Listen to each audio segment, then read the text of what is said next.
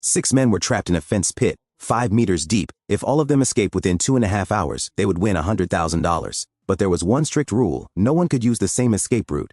At first, facing the smooth walls, everyone realized climbing by hand was almost impossible. However, after calming down, they started checking the area, and soon found a few useful items: some wire, a metal pipe, and an old scooter.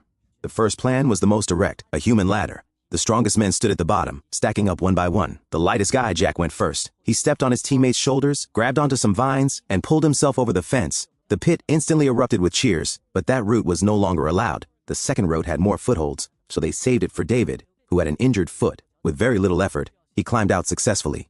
Next, they decided to try something riskier. The third plan was a human launcher. 2 people formed the base, while another provided the push.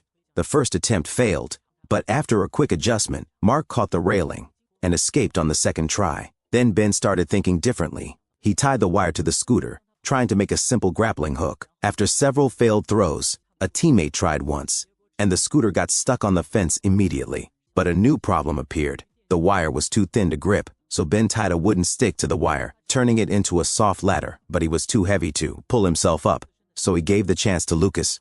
Lucas climbed halfway, but the wire cut into his hands, forcing him to give up.